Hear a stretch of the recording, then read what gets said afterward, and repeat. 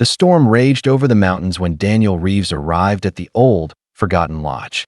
Once, it had been his uncle's pride. Now, it was nothing more than rotting wood and silence.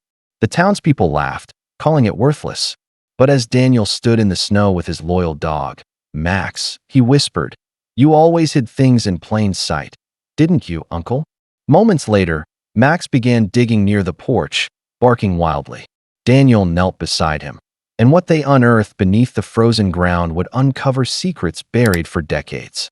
Because sometimes, the greatest fortunes aren't found. They're earned. Snow fell in slow, heavy flakes over the quiet mountain town as Daniel Reeves stepped off the old bus, his duffel bag slung across one shoulder and a German shepherd by his side. The bitter wind bit at his face, but he barely noticed. Years in combat had made him numb to the cold. What he couldn't ignore, though, were the whispers. "Poor guy. Thought he'd inherit something grand," one man muttered near the store. "That lodge is falling apart. Should have left it to rot." Daniel pretended not to hear. He had returned home after a decade overseas, carrying more scars than medals, and now, all that was left of his family was a run-down lodge deep in the pines. His late uncle, a man of few words and countless secrets, had left it to him without explanation. The townsfolk laughed when he picked up the rusted keys from the notary. "You'd be better off tearing it down," someone sneered. But Daniel only glanced at his loyal companion, Max, the dog who'd saved his life more than once. "Let's go see what he really left us," he murmured as the bus disappeared behind him. The mountains loomed, silent, watching. Something waited within the snow. The road to the lodge wound through endless rows of pine trees, their branches heavy with snow. Daniel's boots crunched on the frozen path as Max trotted ahead, his nose close to the ground, ears twitching at every sound. The forest was eerily quiet, the kind of silence that made even the wind seem afraid to speak. When the lodge finally came into view, Daniel froze. Time had not been kind. The once proud wooden structure stood draped in ivy and shadow, its windows shattered, its sign, "Lodge," barely hanging on the roof. For a moment, he wondered if this was all a mistake. Maybe the townsfolk were right. Maybe his uncle had left him nothing but a memory that he stepped onto the porch, each board creaking like an old secret. The door groaned open, releasing a gust of stale air mixed with the faint scent of pine and something else, metal, perhaps. Dust swirled in the beam of his flashlight as he stepped inside. The furniture lay draped in sheets, photographs crooked on the walls. Max growled suddenly, low and sharp. His gaze locked on the staircase. Daniel's pulse quickened. "What is it, boy?" he whispered. Then, a faint thud echoed from upstairs. Someone, or something, was there. Daniel's flashlight trembled slightly as he climbed the creaking staircase. Max pressed close beside him. Every step echoed through the hollow lodge, as if the walls themselves were listening.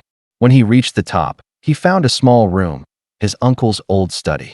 The air was thick with dust, yet untouched, as though frozen in time. On the desk lay a faded photograph of two men in uniform. One of them was his uncle, smiling faintly, the other's face torn away. Next to it sat a rusted metal box, locked tight. The initials JR were carved on the lid. Beneath that, strange symbols were scratched into the wood, an arrow pointing downward, beside the words, "Where the snow never melts." Daniel frowned.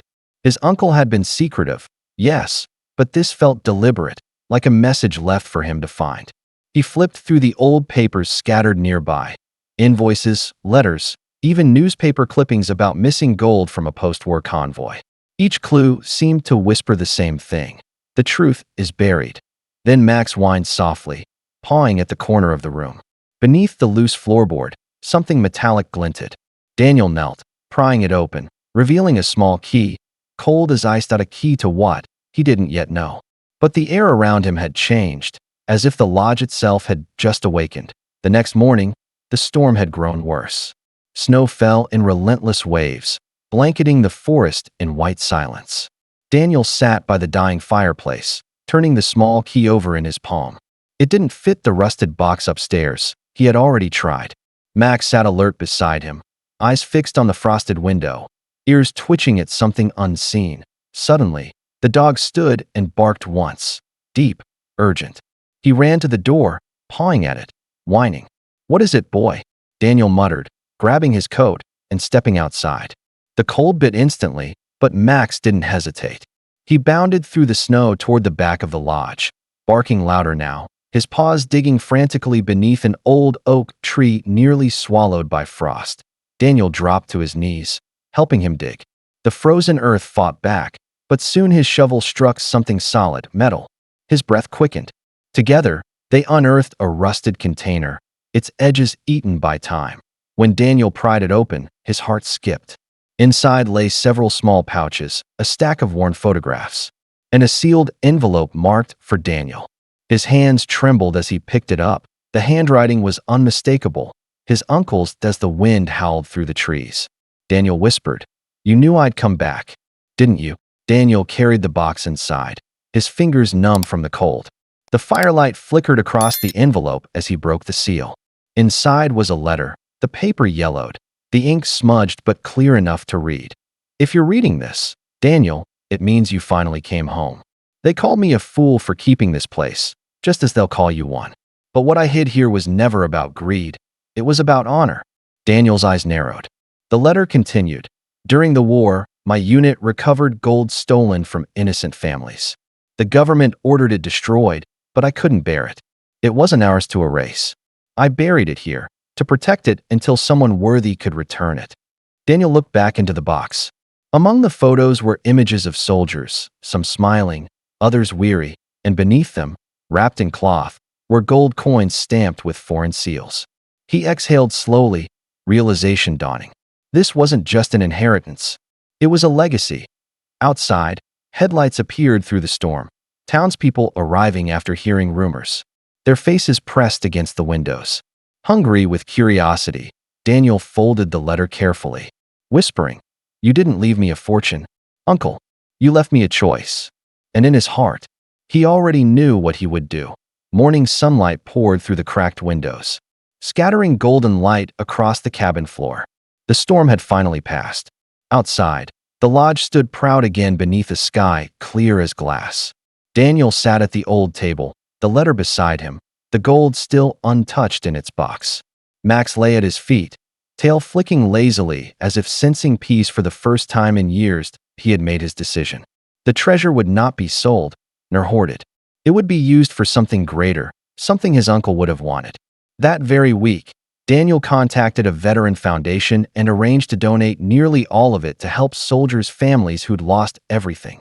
Months later, the once abandoned lodge had transformed into a refuge.